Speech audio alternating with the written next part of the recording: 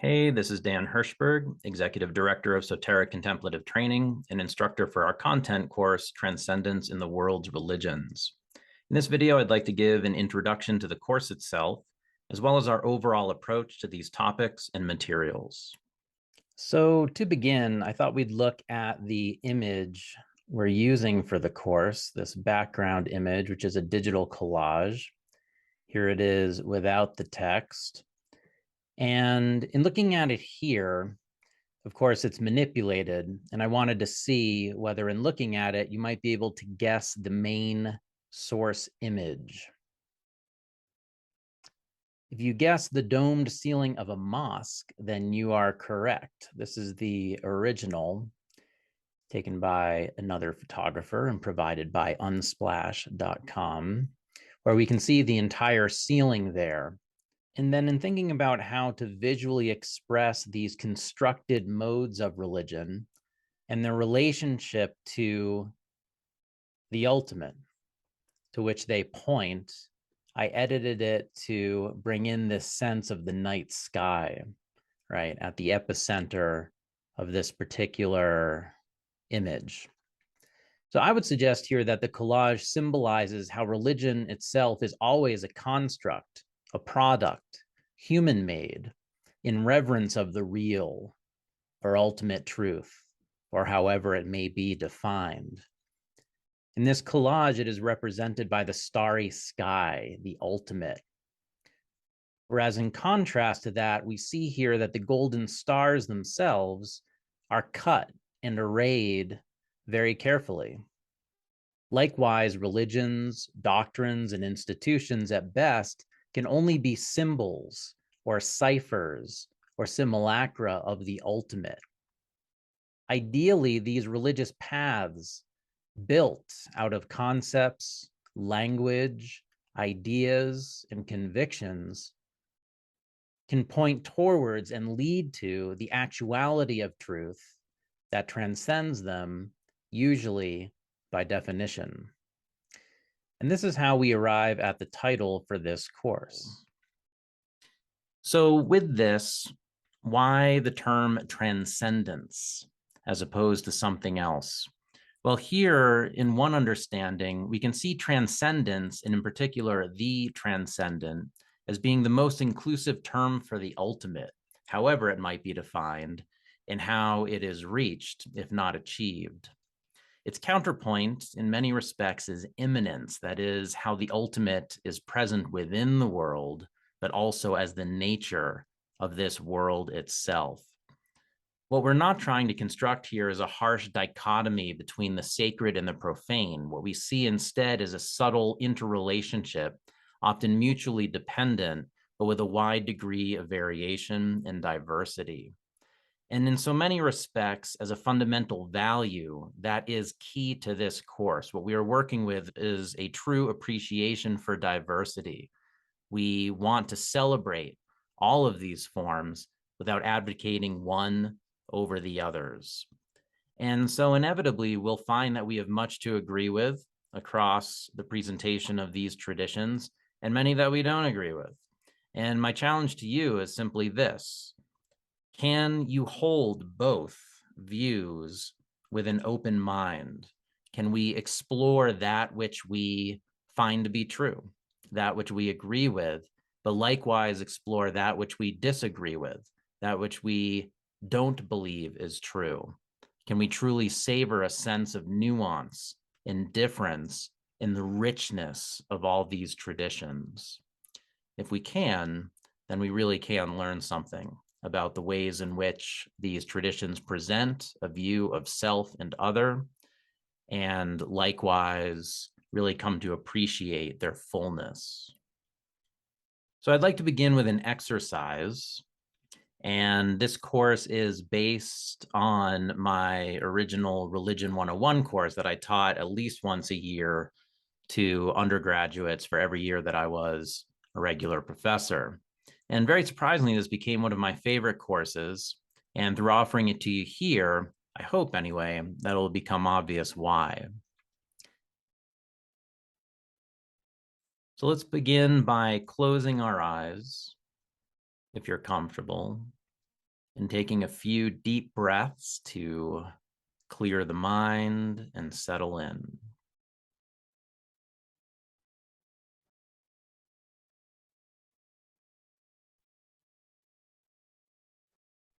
Simply breathe naturally, following the breath, and relax.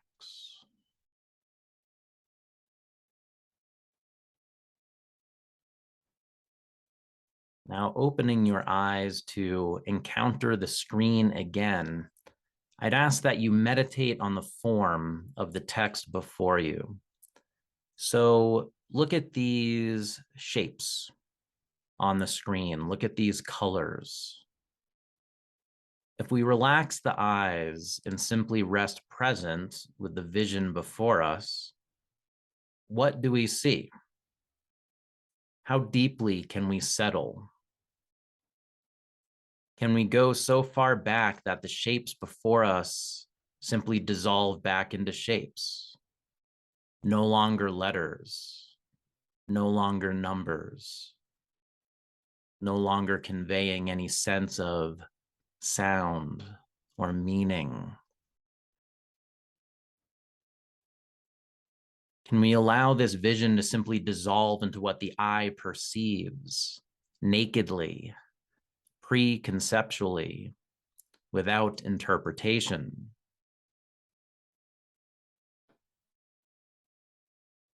It's very difficult to do because here, standing in the present, we already have so many lenses for interpretation. We don't see things simply nakedly, but as a complex of information and interpretation based on how we've been raised, the cultural context in which we're familiar. So these lenses of interpretation profoundly inform every single moment of our experience, to the degree in which looking at these shapes and colors on the screen before us, it becomes almost impossible to divorce them from the meaning that automatically appears within them. But what about this? How about these shapes on the screen? Does this have any meaning when we look at them? It certainly does to Tibetans, and certainly does to people who have studied Tibetan as well. How about this? Nyangen Ledeba. Here, the transliteration might almost make it worse. We get the pronunciation to some degree, but it remains totally foreign to us. Nyangen Ledeba. Nyangen Ledeba. We probably still don't get much from this unless we know Tibetan. So how about this? Nirvana. Now we're probably getting something, and probably finally getting somewhere. This is a term with which many of us are familiar through many different forms. And so here, using this term, perhaps we begin to find a little bit of meaning in what was formerly meaningless. Even if it might remain obscure, this means lots of different things to lots of different people. If you are a Gen Xer like me and grew up in the 90s, then our association with this term might be with something like this, the band Nirvana, right? Whose kind of caustic irony is expressed through their use of this particular term based against the things that they actually sing about and the sound of the music they make. But we also might have heard that this term has something to do with a figure known as the Buddha, who we think was born around the 6th century before the Common Era. And he became known as the awakened one, the Buddha, and thus the term nirvana is associated with his attainment, and likewise the religion that's closely related to it. But going even deeper, looking at the etymologies of these particular terms, what do they really mean? What is the meaning of nirvana? And likewise, what is the meaning of its translation into Tibetan, Nyangen le deba? So when seeing a direct translation of this from the Tibetan, most literally, it means past beyond suffering. Past beyond suffering. This is the most literal interpretation that we have of these particular terms. If we are going to gloss it further in translation, we could look at this verb, deba, and even translate that perhaps as transcended. And so we could also translate this as transcending suffering, or in the past tense, transcended suffering. When we look at the term in Sanskrit, nirvana, there's actually a distinction. So Tibetans understood this term one way and translated it in their own forms. Looking at Tibetan culture, they were deeply concerned about Indic pedigree. That is, the idea that all authentic Buddhisms must be from India, must stem from India, which would make us think anyway that indigenous innovations in Tibet would be frowned upon. So wouldn't they take a most foundational term for their tradition as straight as possible? We would think that would be the case. But if we translate nirvana most literally, we see that its meaning is simply to extinguish or cessation. So that is the root of the Sanskrit term. To extinguish really is the foundational meaning of nirvana. And we should know that Tibetan has many words for extinguishment, stopping, cessation, the end, and so on. But even the Tibetans, who are so concerned about the ways in which Buddhism was transmitted to Tibet from India, decided to interpret it from the very beginning, to translate it into their own form, into their own modes of understanding. And so this is in itself a very good example of the transference of religion, the assimilation of religion, and its understanding across time, culture, geography, language, all the ways in which it changes. And in considering it this way, we see too that our perception and interpretation deeply shapes our experience of the world in profound ways. Even this most basic practice of reading depends on an incredible complex of information in order for us to make sense of what we perceive. But then what happens is that this mode of interpretation becomes internalized. It becomes rote. It becomes taken as a given. And we might even say it becomes invisible, to the degree that we've worn these lenses for so long that we've forgotten what it is to see the world with a truly naked eye. And what would that be anyway? To see the world beyond any mode of interpretation, any sense of bias, any sense of view. Is that even possible? So, of course, we have the saying that truth is in the eye of the beholder. And usually, if that's taken as true, then it's assumed that our vision is clear, naked, unconditioned. Is it? Can it be? And is it possible for us to see this world with such clarity again? What we find even through this simple exercise of looking at the shapes on the screen is that it's nearly impossible, perhaps not completely, but at least very, very difficult to return to this preconditioned state. But I would argue that just suggesting and recognizing that perception is shaped by ideology, learning, context, and influence, this in itself is profound. What we will find here is that the study of other and the perception of other is also a study of ourselves, our time, our culture, our context, how we perceive, interpret, and understand both ourself and the world.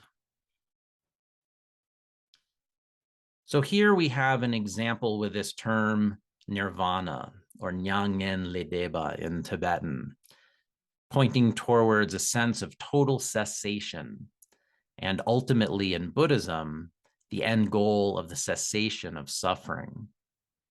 So in that, this sense of end is relatively simple on its own. We all get some sense of it anyway. But what about a more complex term like religion? The term religion and our definitions of it are also changing all the time. It constantly evolves, and in some respects, we might say that there are as many understandings of the term religion as there are people. So on the one hand, we have an academic approach that critically approaches this term and attempts to define it based on what we consider to be the best possible view. And likewise, this is deeply informed by many things that we consider to be of value. So right now, and for some time, in our attempt to define religion, the ethics of diversity and inclusion have been absolutely central. It's not meant to exclude all of these other views, but be as inclusive as possible. For those who are religious or have been raised with religion, religion proves to be, too, a deeply shaping influence on how we perceive and interpret ourselves and the world, our sense of identity, community, self and other, I and the world in relation to it, and even the very nature of experience itself. So what is religion? How do we define and distinguish religion? And moreover, how do we even use it ourselves in regular parlance? In thinking about this term, it takes me back to some of my first critical explorations and discussions in particular with my college roommate who was in the geology program. He was a geologist by training. And so we would get into these debates sometimes. He would try to explain to me why he was so interested in rocks, and I would try to explain to him why I was so interested in religion. And what he would say, well, looking at rocks, this goes all the way back to the very beginning, even before the beginning, to the Big Bang and so on. Looking at rocks and the makeup of these particular substances is the very essence of the universe itself. And I would say, no, not at all. If we're really going to get back to the essence of things, to the beginning before beginnings, then what we need to discuss, study, and explore is religion. And when I say it like that, it's more of the sense of religion with a capital R, which didn't go over so well with some of my faculty members, but was certainly more accepted by others. But in that, when I was talking about religion, I was talking about the sense of truth, truth with a capital T. And that's certainly one approach, and a very popular one. But in this class, and moreover, in the study of religion as an academic discipline, we have other opportunities. It's not just about trying to find the truth or the religion with capital T and capital R, but it really provides us the opportunity to explore all of these religions when we have it uncapitalized, openly, in a comparative and critical, yet appreciative context. So within the context of this course, taking an approach that is comparative and critical, I also want to state that faith and belief is very much welcome here. We should have an enthusiasm for passionate inquiry, but this is very different from the context of our church, temple, mosque, and so on. Because as we've seen, what happens far too often as a result of distinct faiths is conflict. So if we have traditions asserting themselves to be the one truth and exclusion of all others, we can see how challenges arise. So in our view here, and in our exploration of little r religions in the plural, we're taking an approach that is open, that is genuinely inclusive, And by means of that, we have the opportunity to try on the lenses of these various traditions. And through that, we'll discover that there are as many perspectives as there are perceivers. And we can learn to appreciate that diversity. So in the context of this course, we will talk a lot about the big R, the capital R religion, the nature of truth. But we're not here in the business of establishing those claims. We are studying in particular these little r religions, which are very human in so many respects. To help us do that, if you're interested, there is a core text for the course, which is a textbook published by Oxford University Press, Jeffrey Broad et al., Invitation to World Religions. And they release a new edition every few years, but it doesn't actually undergo that many changes. So if you'd like to follow along in the syllabus and complete the readings, I invite you to purchase Invitation to World Religions. The syllabus is posted for each module of the course. It's very clear, and there's no reason to get the newest, latest, supposedly greatest edition. The third edition, if you like, is just fine and will be available at a much lower price than whichever one is the most recent. So you can check those out if you like by logging into SŌTERIC.org, and you'll see that in the individual modules. And having signed up for the course, you'll be able to find those under My Schedule after logging in. So in exploring this, and likewise being further introduced to the terms here, we have an invitation to world religions. And a good question to ask at this moment is, what constitutes world religions? And so I even go further with that in the title of this course. I was stuck with Introduction to World Religions at my former institution. But what I'd really like to use, as I do here, is the sense of transcendence in the world's religions, where again, even in that title, there's a sense of total inclusion. All traditions are included here.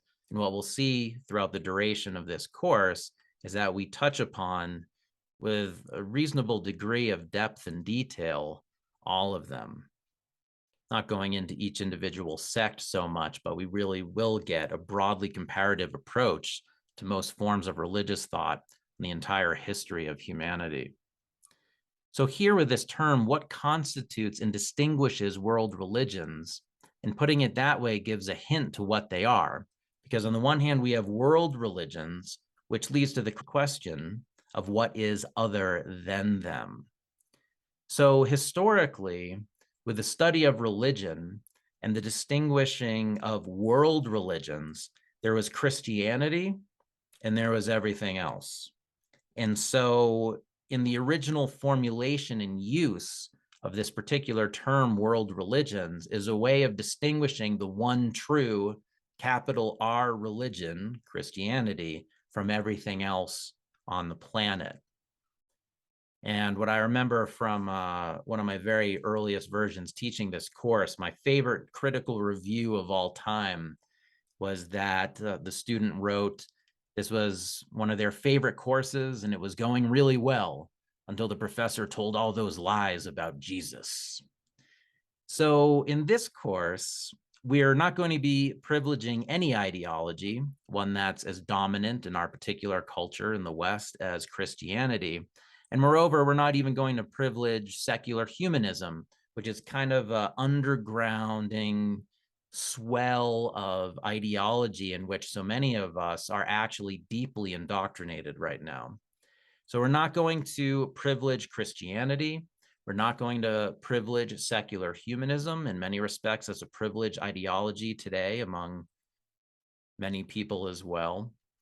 And so we're not going to separate out some traditions from others. The idea here is really to take the most inclusive approach possible, to have a genuine appreciation for diversity, and by means of that, really benefit from savoring, or at least tasting, the richness of the many ways that people have viewed themselves, the world, and the transcendent. So that's the introduction to the course. I hope you enjoyed this little taste of our approach. And likewise, that you'll join us for the complete course, or at least some of its modules, as we progress through this fascinating exploration of transcendence in the world's religions.